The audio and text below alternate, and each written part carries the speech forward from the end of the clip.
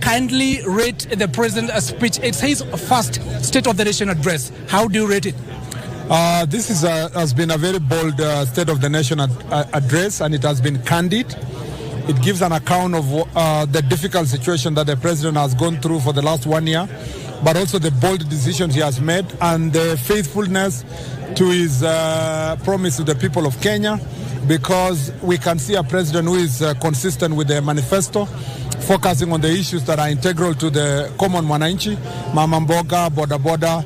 And I think this is one of those honest conversations that the president has made, that however difficult the situation is, we have been given opportunity at such a time as this, all of us who are in leadership, parliament, executive, legislature, to make a difference and to resolve the issues and to start living by our own means, because we've lived our life for far too long, and we must now focus on delivering our promises and our development based on our own resources, and bearing in mind that we must not leave future generations with more burden of debt. But there's an uproar by, majority of Kenyans because of the high cost of living. And the president categorically said, or rather considered, that it is a reality, a practical reality. Yes. But what are the solutions in long term and short term? The president enumerated some of the solutions. First, it was to subsidize production and not consumption, by making sure that the subsidy on fertilizer, by investing in our livestock, by investing in fish farming, including fishing, landing sites that we have established, fish port in Shimoni, Liwatoni, fish landing sites in Kisumu. I mean, the interventions that we put in place are so fundamental that should be able to help the country recover in the long term, than to move to subsidize what the previous administration was doing, where you give money to companies that are selling fuel, or you give to companies that are processing food, instead of giving to the farmers that are producing. Because then when you give to the farmers, you are able to grow, deal with unemployment, but at the same time reduce the cost of living.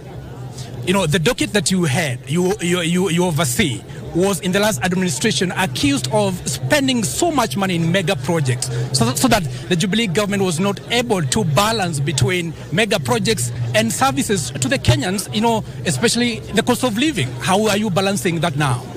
Granted, the previous administration had a huge ambition in terms of infrastructure, and that is still important. If only we can use our money prudently, good infrastructure is extremely important as a contributor to economic growth.